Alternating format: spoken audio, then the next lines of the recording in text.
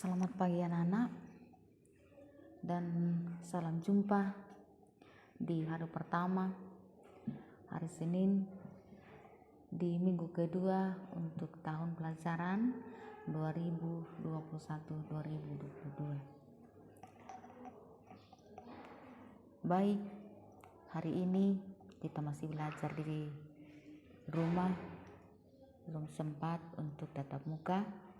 Dan hari ini pula kita akan mulai pembelajaran kita masih di tema 1 hidup rukun, subtema 1 hidup rukun di rumah dalam pembelajaran 5 dan 6. Jadi digabungkan 2 pembelajaran untuk hari ini. Karena dalam materi pembelajaran kita masih dalam ungkapan atau kata ungkapan dan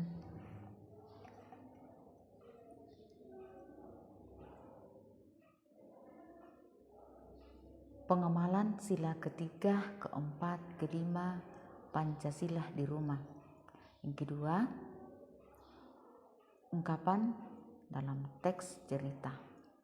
Dan yang ketiga, membaca dan menulis lambang bilangan. Ya, tentu nantinya dari nama bilangan kita bisa menulis lambang bilangan, begitupun sebaliknya. Baik, mari kita sama-sama mengawali kegiatan kita dengan memohon berkat Tuhan dalam doa. Kita berdoa dalam nama Bapa dan Putra dan Roh Kudus. Amin. Bapa yang Maha Baik, terima kasih atas hari yang baru ini bagi kami untuk memulai kegiatan dalam belajar. Bantulah kami untuk selalu bersandar dalam kasih-Mu. Semoga kegiatan kami ini boleh berguna dan bermanfaat bagi masa depan kami. Demi Kristus Tuhan dan pengantara kami. Amin. Dalam nama Bapa dan Putra dan Roh Kudus. Amin.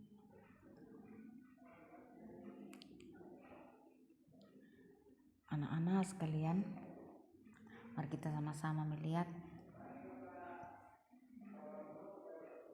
muatan pembelajaran kita dan materi pembelajaran kita pada hari ini. Terdiri dari 3 muatan pelajaran dan materinya seperti yang disampaikan Ibu Guru tadi.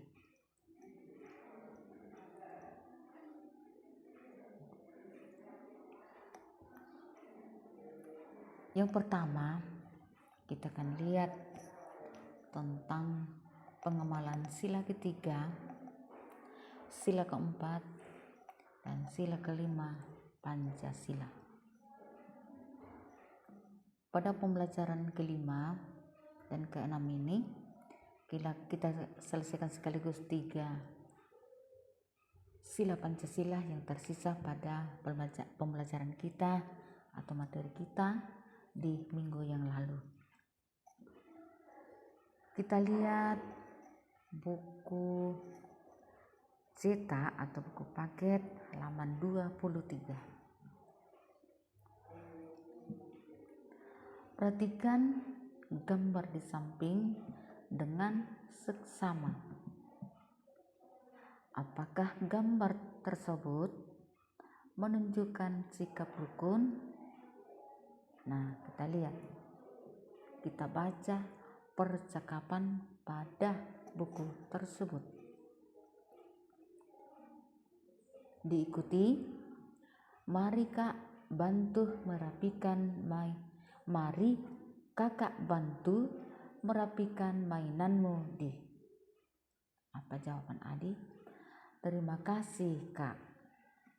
Kedua anak ini mereka berada di rumah. dia saling membantu, karena dalam keluarga itu mereka hidup rukun. Maka dia nampakkan untuk saling membantu antara Nina dan Adi. Kita lihat di bawahnya. Keluarga Nina selalu menjaga kebersihan. Keluarga Nina membersihkan rumah bersama-sama. Mereka membersihkan rumah dengan rukun. Amatilah gambar keluarga Nina. Kita perhatikan gambar pada keluarga Nina. Mereka bekerja sama untuk membersihkan baik di luar rumah maupun di dalam rumah yang tanpa kelihatan pada gambar kedua. Nah, kita lihat dulu apakah kegiatan keluarga Nina tersebut menunjukkan pengamalan sila Pancasila. Nah, kita disuruh melihat penerapan dari sila ketiga Pancasila di rumah. Nah, sila ketiga itu anak-anak berbunyi Persatuan Indonesia, yang simbolnya adalah pohon beringin. Sila keempat berbunyi kerakyatan yang dipimpin oleh hikmat, kebijaksanaan dalam permusyawaratan perwakilan, yang simbolnya kepala banteng. Yang kelima, keadilan sosial bagi seluruh rakyat Indonesia, simbolnya padi dan kapas. Di pembelajaran kita pada minggu lalu, kita sudah menjelaskan tentang bunyi dan simbol-simbol dari kelima sila atau Pancasila.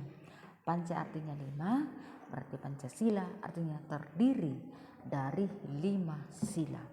Dan untuk hari ini kita akan membahas sila ketiga, sila keempat, dan sila kelima. Kita mulai dengan sila ketiga. Seperti tampak pada gambar percakapan Nina dan Adi. Gambar tersebut menunjukkan sikap rukun di mana mereka saling bekerja sama dalam merapikan mainan. Walaupun kakaknya tidak menggunakan lagi mainan itu, tetapi karena kerukunan kerjasama, maka dia akan membantu adiknya untuk merapikan mainannya supaya dalam rumah itu rapi dan bersih. Kita harus memiliki sikap bersatu dan bekerja sama. Itu yang harus kita pahami di rumah kita masing-masing. Sikap bersatu dan bekerja sama dapat diterapkan di rumah. Berikut contoh pengalaman sila ketiga Pancasila di rumah. Nah, ini adalah contohnya. Pertama, bekerja sama membersihkan halaman rumah. Yang kedua, bekerja sama membersihkan ruang tamu, bahkan semua ruangan di rumah. Hanya contohnya ini, salah satunya kita lihat terbukti pada gambar bahwa mereka itu bekerja sama membersihkan ruang tamu.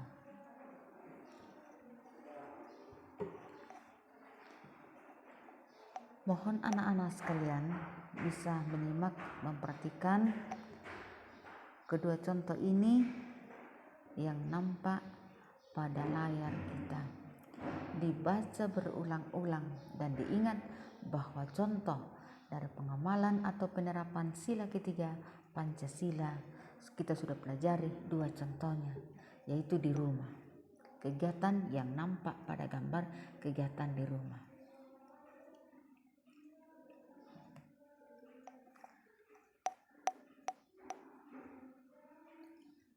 Sekarang kita lihat bersama pengamalan sila keempat dan kelima Pancasila. Kita mulai dari sila keempat Pancasila. Yang pertama adalah menghargai pendapat ayah, ibu, dan adik saat berdiskusi di rumah. Kalau ada sesuatu yang disampaikan ayah atau ibu, kalau kita di rumah kita harus hargai keputusan atau pendapat dari orang tua kita. Apalagi zaman sekarang, orang tua kita di rumah merupakan juga guru kita, karena kita belajar di rumah. Yang kedua, bermusyawarah untuk mengambil keputusan. Artinya kita harus membicarakan bersama. Bukan hanya satu orang yang bertindak, tetapi sebagai orang yang mengamalkan sila keempat yaitu musyawarah, kita harus bicarakan bersama. Kita harus sepakati bersama bila melaksanakan sesuatu. Begitu juga kita sebagai anak-anak. Kita harus menunggu petunjuk atau saran dari orang tua kita.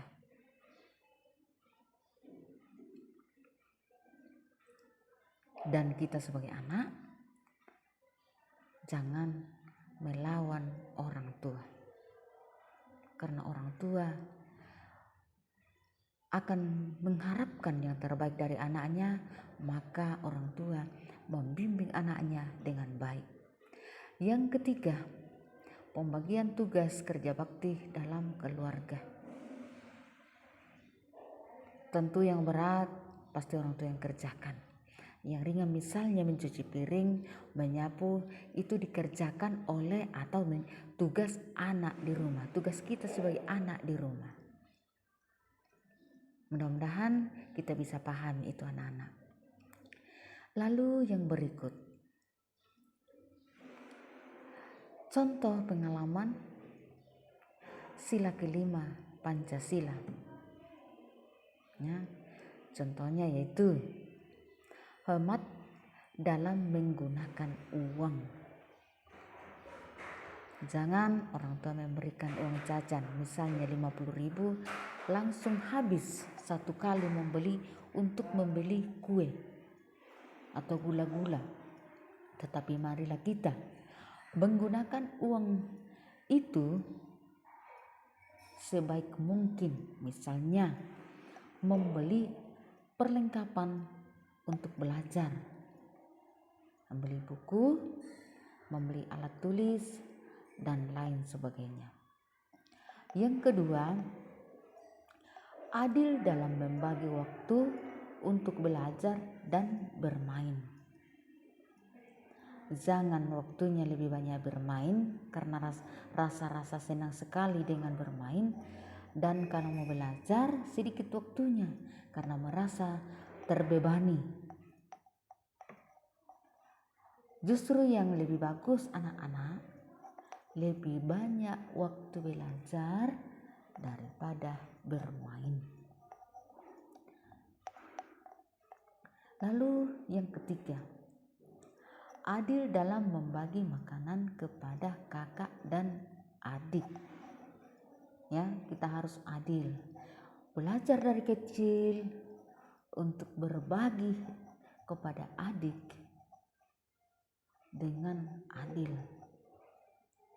Apalagi kalau orang tua pergi kerja, dua-dua pergi ke ayah dan ibu pergi kerja, lalu kita yang di rumah sama adik, lalu kita membagi makanan, ya kita bagi sesuai dengan keinginan kita. Kalau kita sebagai kakak, itu bukan adil.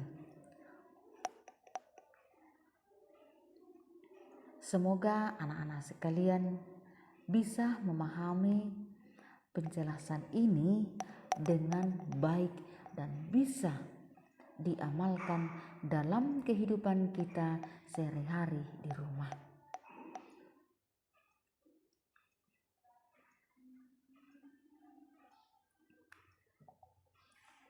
Nah, anak-anak sekalian, seperti tadi Ibu Guru katakan bahwa kita masih dalam ungkapan atau kata ungkapan. Dalam pembelajaran kita di minggu lalu ada beberapa ungkapan yang kita telah pelajari, bahkan kita sudah mengerti makna dari setiap kata ungkapan yang kita baca, baik dalam teks bacaan maupun dalam percakapan. Untuk hari ini kita masih mencoba mengulangi lagi sebagai pembelajaran terakhir di subtema 1 tentang percakapan. Mari kita lihat pada buku teks halaman 26. Kita sama-sama baca dulu teks tersebut dan nantinya kita akan lihat ungkapan-ungkapan yang terdapat di dalam percakapan tersebut. Kita lihat, keluarga Nina berkumpul di ruang keluarga. Mereka membicarakan rencana untuk akhir pekan. Ayo peragakan percakapan berikut. Nah, kita akan baca. Percakapan ini terdiri dari ayah, adik, Nina, dan ibu. Ada 4 orang di dalamnya, di dalam percakapan tersebut. Kita mulai dari ayah. Hari Sabtu nanti, ibu dan ayah akan mengajak kalian menonton film di bioskop. Adi menjawab, asik. Adi mau menonton film tentang robot, ya. Lalu Nina tidak suka film robot, ya. Nina ingin menonton film tentang pahlawan. Lalu ibu lagi, bagaimana ini ya? Nina dan Adi berbeda pendapat. Ayah, mari kita mengambil jalan tengah dengan melakukan pemungutan suara. Ibu juga ingin melihat film tentang pahlawan. Bagaimana dengan ayah? Jawab ayah juga. Bagaimana Adi menjawab, baiklah, karena semua memilih film tentang pahlawan, Adi setuju. Lalu ibu, wah, Adi memang pintar. Adi mau menerima pendapat orang lain dengan besar hati. Nah, dalam percakapan ini pada awalnya terjadi kesalahpahaman atau beda pendapat seperti yang ibu katakan. Bahwa Nina dan Adi berbeda pendapat.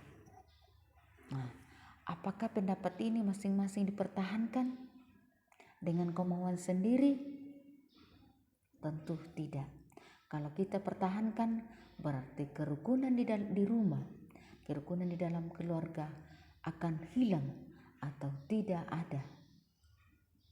Maka menjadi contoh kepada kita di dalam percakapan ini suatu contoh yang baik. Kita akan melihat suara terbanyak. Lalu kalau usul kita, ide kita atau pendapat kita tidak sesuai dengan suara terbanyak, maka dengan rendah hati kita mengalah. kita mengikut sesuai dengan kesepakatan. Itulah menjadi contoh yang terbaik yang bisa kita laksanakan, bisa kita ikuti. Akan terjadi atau tercipta kerukunan di dalam keluarga. Nah, sekarang kita sama-sama melihat bahwa di dalam percakapan tadi terdapat sebuah percakapan pada kalimat terakhir, yaitu besar hati, yang artinya adil, bersikap adil. Kita akan mengikuti keadilan seperti yang nampak pada bunyi sila kelima Pancasila, itu keadilan sosial bagi seluruh rakyat Indonesia. Begitu juga di dalam keluarga. Ayah memutuskan sesuatu yang terbaik, yang adil dalam semua anggota keluarga. Maka itu yang dikatakan penerapan sila kelima Pancasila. Dan di dalam percakapan kita melihat sebuah ungkapan, yaitu besar hati, artinya bersikap adil.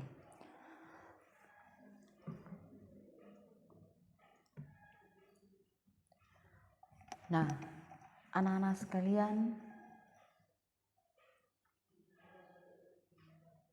ungkapan dalam teks cerita pada buku paket halaman 24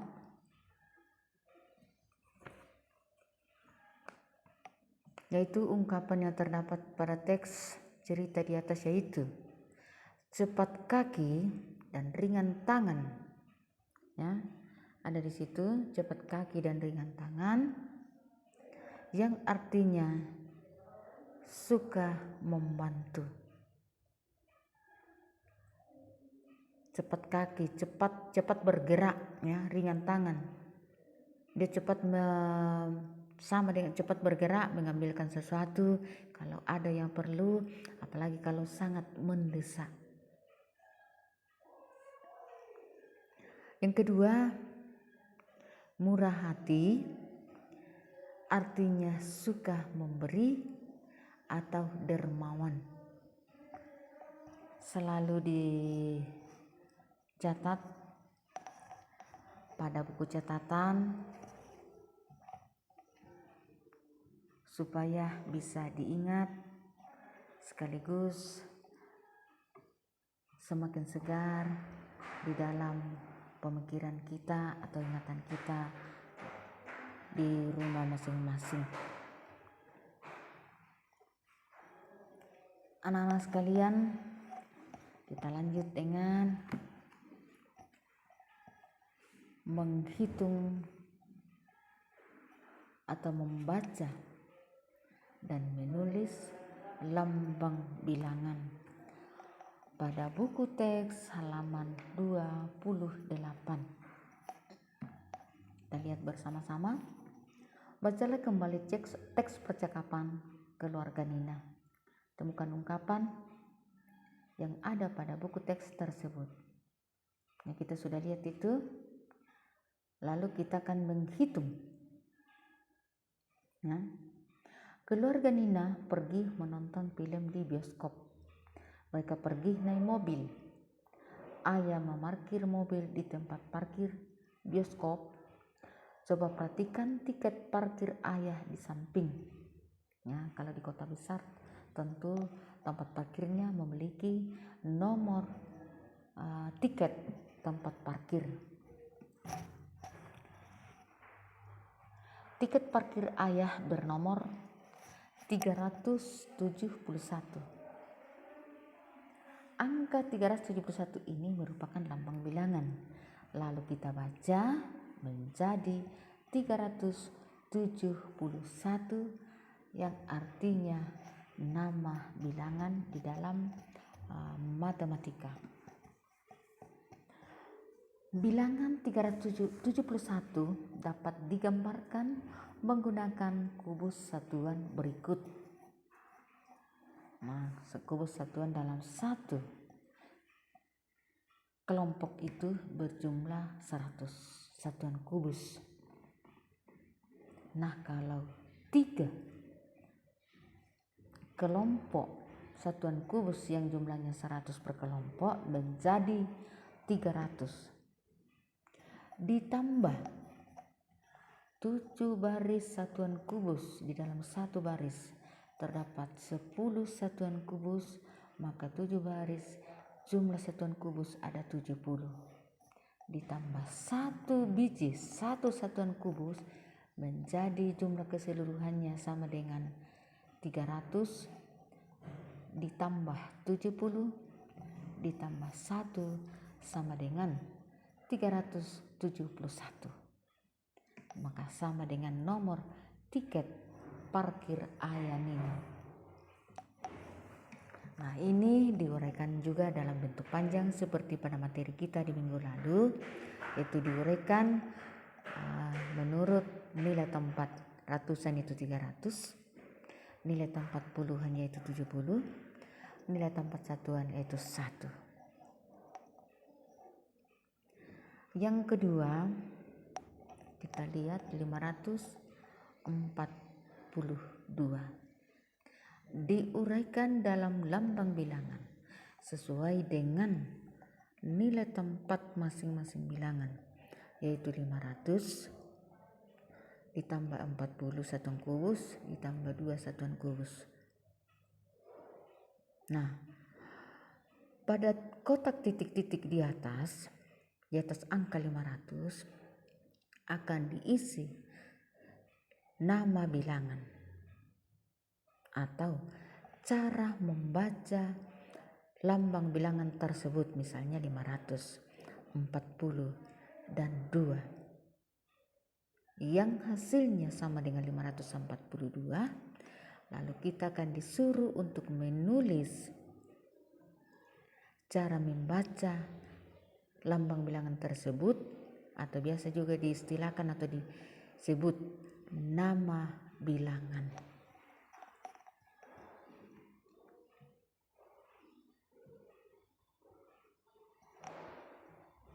Layarnya agak lambat muncul, jadi inilah yang dimaksud dengan tadi, yaitu 371 dan 542.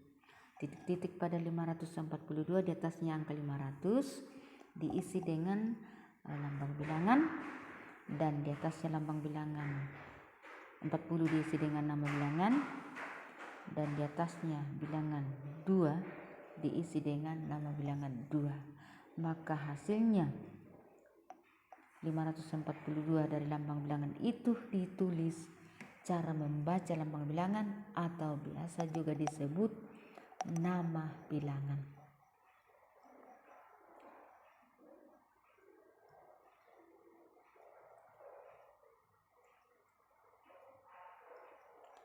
Semoga penguraian dalam membaca dan menulis lambang bilangan ini bisa dimengerti, karena ini merupakan suatu materi terulang dari pertemuan kita pada minggu lalu.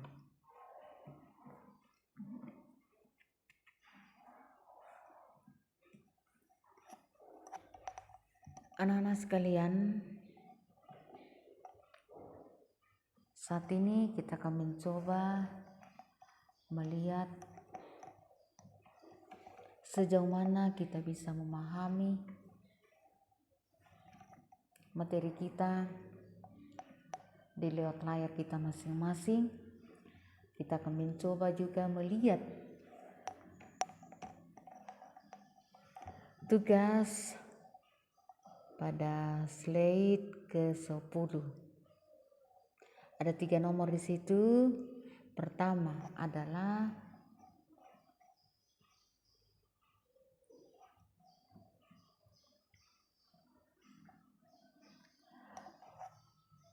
kita lihat sama-sama.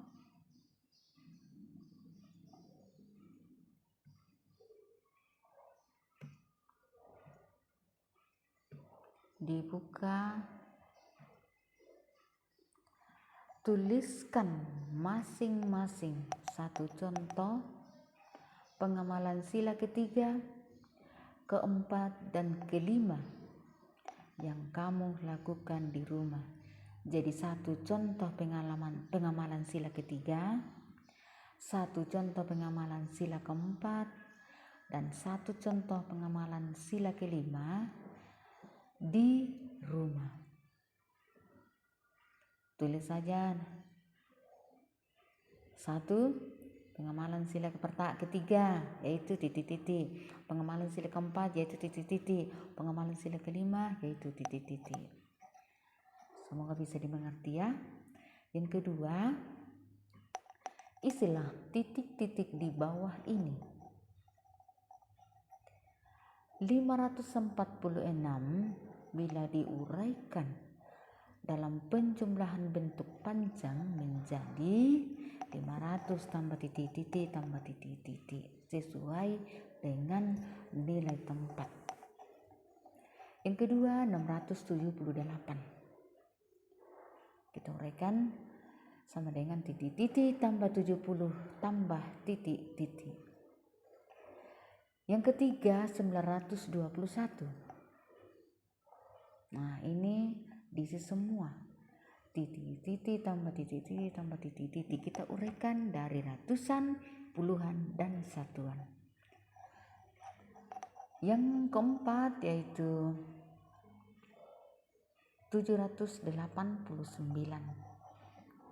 sama dengan titik-titik tambah 9. Sekira kalau bisa dipahami penjelasan dari Bu Guru, pasti bisa menjawab pertanyaan ini.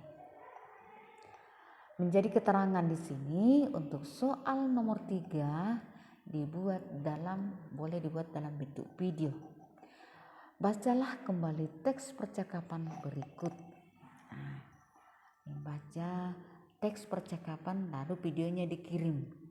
Itu menjadi keterampilan dalam membaca. Ya, semoga anak-anak sekalian di rumah tetap sehat dan bisa mengerjakan dengan semangat tugas yang kami kirim pada hari ini, yaitu dua pembelajaran sekaligus, supaya besok pada hari Rabu kita lanjut dengan subtema 2. Pada tema 1 itu subtema 2 yaitu hidup rukun dengan teman bermain, dengan pembelajaran pertama. Kiranya demikian kegiatan pembelajaran kita, penjelasan dari Bu Guru, dan selamat bekerja. Selamat belajar di rumah dan jangan lupa menjaga kesehatan. Mari kita akhiri kegiatan kita dengan doa. Silakan ambil sikap doa yang baik. Marilah berdoa dalam nama Bapa dan Putra dan Roh Kudus. Amin. Puji dan syukur kami haturkan kepadamu ya Bapa, atas bimbingan dan penyertaan-Mu yang selalu nyata bagi kami, terlebih dalam kegiatan belajar kami di sepanjang hari ini. Bapa di surga, sertai kami semua di masa sulit ini. Semoga Roh Kudus-Mu senantiasa menyertai kami, membimbing kami semua, kini dan sepanjang masa. Amin. Dalam nama Bapa dan Putra, dan Roh Kudus. Amin. Selamat belajar dan selamat bekerja. Terima kasih. Salam sehat. Tuhan memberkati.